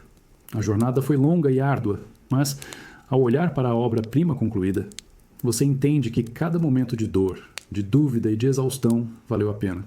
Você não aprendeu apenas a moer pigmentos. Você aprendeu a criar beleza. E esse é um conhecimento que ninguém pode tirar de você. O ar está denso com o cheiro de incenso e de cera de vela queimada. Você está espremido no fundo de uma igreja lotada, tentando ver por cima das cabeças da multidão. Hoje é o dia da consagração do novo altar, onde o painel da Virgem, a obra a qual você dedicou os últimos meses da sua vida, será revelado ao público. Você não está aqui como pintor, mas como um anônimo no meio do povo. A cerimônia é longa e solene. O bispo, em suas vestes douradas, canta em latim, a voz ecoando na arquitetura de pedra. Um coro de meninos responde, as vozes agudas subindo até o teto abobadado. A luz que entra pelos vitrais coloridos lança manchas de vermelho, azul e amarelo no chão e nas pessoas, criando uma pintura viva e em constante mudança. Mas sua atenção não está na cerimônia. Seus olhos estão fixos no grande pano de veludo que cobre o altar. Por trás daquele pano está o seu trabalho, o seu suor, suas dúvidas e suas pequenas vitórias. A ansiedade é uma corda esticada no seu peito. Como as pessoas reagirão? Elas verão a beleza que você e os outros se esforçaram tanto para criar? Então, o momento chega. Com um gesto dramático, 2 acólitos puxam as cordas e o pano de veludo cai. Um suspiro coletivo percorre a igreja. O silêncio que se segue é mais profundo do que qualquer som. As pessoas se inclinam para a frente, os olhos arregalados, contemplando a obra. O painel parece diferente aqui. No ateliê, era um objeto de trabalho. Aqui, na penumbra da igreja, banhado pela luz das velas e cercado pela devoção, ele se tornou algo mais. É um portal. A Virgem parece olhar para cada pessoa na multidão com uma compaixão infinita. O menino em seu colo parece abençoar a todos. O ouro brilha com uma luz divina. Você observa os rostos ao seu redor. Uma mulher idosa chora silenciosamente. Um mercador robusto, que você sabe ser um homem duro nos negócios, tem uma expressão de assombro infantil. Um jovem casal se abraça, os olhos fixos na cena sagrada. A arte cumpriu seu propósito. Ela transcendeu a técnica, o pigmento, a madeira. Ela tocou a alma das pessoas. Você não sente orgulho. Sente algo mais profundo, um sentimento de conexão. Você, o humilde aprendiz que moía pedras em um canto escuro de uma oficina, ajudou a criar este momento de maravilhamento, de fé, e pela primeira vez você entende o verdadeiro poder do seu ofício. Não é sobre criar coisas bonitas, é sobre criar espaços onde o humano e o divino possam se encontrar. A multidão começa a se dispersar, mas você permanece, escondido atrás de uma coluna de pedra. Você quer um momento a sós com a obra, ou pelo menos com menos gente ao redor. Você observa o mestre e o aprendiz Lorenzo, que estão perto do altar, recebendo os cumprimentos do patrono e do bispo. Eles são o rosto público da oficina. Você e os outros são as mãos invisíveis. Seu olhar percorre o painel, não como um todo, mas em busca dos seus fragmentos. Você encontra o pequeno pedaço de céu que pintou. Daqui de longe, ele é apenas uma mancha azul, mas você sabe cada pincelada que está ali. Você se lembra da ansiedade, da concentração, do alívio. Então, seu olhar encontra a asa do anjo, as penas delicadas, o brilho sutil. Você se lembra da hesitação, do medo de estragar a obra, da sensação de triunfo ao ver que tinha conseguido. E, por fim, você procura por algo ainda menor, quase imperceptível. No céu azul que você pintou, você tinha adicionado por conta própria uma pequena nuvem, quase transparente, com uma forma que te lembrava o perfil de um cachorro que você tinha na infância. Era um segredo seu, uma pequena assinatura anônima. E lá está ela, visível apenas para quem sabe onde procurar. Uma pequena nuvem solitária em um céu perfeito. Um sorriso discreto se forma nos seus lábios. É um orgulho secreto, infantil, mas imensamente poderoso. Ninguém nunca saberá que aquela nuvem é sua. Ninguém nunca saberá o significado dela. Mas você sabe. E isso é o suficiente. Você vê o mestre olhando em sua direção. O olhar de vocês se cruza por um instante através da igreja vazia. Ele não sorri, mas há um entendimento em seus olhos. Ele sabe do seu segredo? Ele viu a nuvem? Você nunca saberá, mas naquele momento você sente que ele te vê não apenas como um aprendiz, mas como um colega, um cúmplice na grande conspiração da arte. Você sai da igreja e volta para a luz do dia. O cheiro de incenso ainda está em suas roupas, mas o cheiro de tinta e de poeira já te chama de volta ao ateliê. Há novas encomendas, novas pedras para moer, novos painéis para preparar. O trabalho nunca termina, mas algo mudou para sempre. Você não é mais apenas um par de mãos. Você é um contador de histórias. E sua pequena nuvem, escondida no céu de um altar-mor, é o começo da sua própria história. O ateliê está quieto. A grande encomenda foi entregue e um período de calma se instalou. Os aprendizes se ocupam de tarefas de manutenção, limpando e reorganizando a oficina. Você está no seu canto, afiando um pedaço de carvão, quando o mestre se aproxima. Em suas mãos, ele carrega um pequeno estojo de couro. Ele o coloca na sua bancada e o abre. Dentro, sobre um forro de veludo vermelho, repousa um conjunto novo de pincéis. Não são os pincéis grosseiros de cerdas de porco que você costuma usar para aplicar gesso ou cola. São pincéis finos, delicados, com cabos de madeira polida e pelos macios de marta e esquilo. São os pincéis de um pintor, não de um aprendiz. Você olha para o mestre sem entender.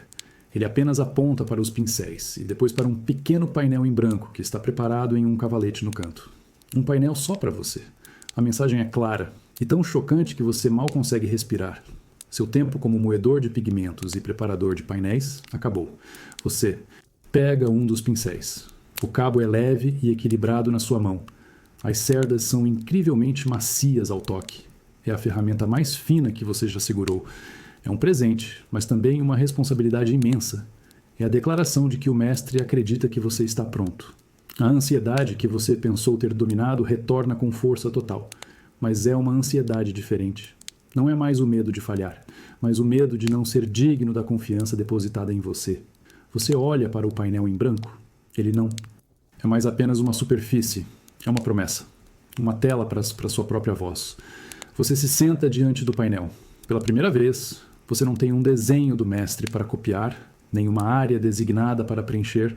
A tela em branco é toda sua. O que você vai pintar? Que história você vai contar? A liberdade é ao mesmo tempo excitante e aterrorizante. Você pensa em tudo que aprendeu, na alquimia das cores, na dança da luz e da sombra, na paciência do ofício, na resistência do corpo. Pensa na sua pequena nuvem secreta no altar-mor.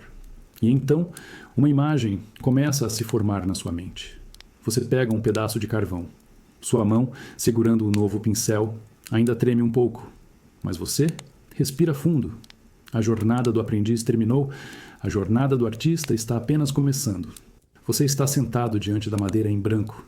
O ateliê está silencioso ao seu redor, mas na sua mente há um turbilhão de possibilidades. O painel liso como marfim, que antes era apenas o fim de um processo de preparação, agora é o começo de tudo. É uma página em branco, um futuro a ser pintado. A liberdade é um peso, uma responsabilidade que te assusta mais do que qualquer ordem do mestre. Seu olhar vagueia pela oficina, que foi seu lar por tantos anos. Você vê a placa de pórfiro onde moeu, incontáveis pedras, sentindo o atrito e o cansaço nos ombros. Vê a prateleira com os potes de pigmentos, cada cor uma memória de um desafio superado. O azul precioso do lápis lazuli, o vermelho caprichoso do carmim, o verde surpreendente da malaquita. Cada objeto conta uma parte da sua história. Você pega o pedaço de carvão. Sua mão, que antes tremia de incerteza, agora está mais firme. Você se lembra da lição de Lorenzo, sobre pensar no osso por baixo da pele. Lembra-se da lição do mestre, sobre a sombra que dá realidade à luz.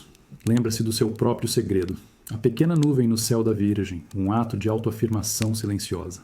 A imagem que você quer pintar está clara na sua cabeça. Não é uma cena sagrada, nem o retrato de um nobre. É algo mais simples, mais pessoal. É o rosto de uma menina, a que parou para te ver desenhar na praça durante a festa.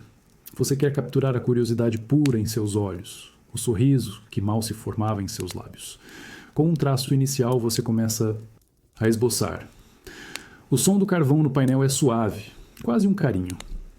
Você não pensa mais na linha perfeita. Você pensa na história que quer contar.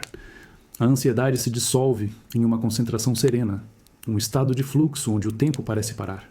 O medo de errar dá lugar à alegria de criar. Você não sabe se a pintura será boa, não sabe se alguém vai gostar dela ou se ela sequer será vendida. Mas pela primeira vez, isso não importa. O que importa é o ato de pintar, a jornada de transformar uma memória, uma sensação, em algo visível, em algo que pode, talvez, tocar outra pessoa.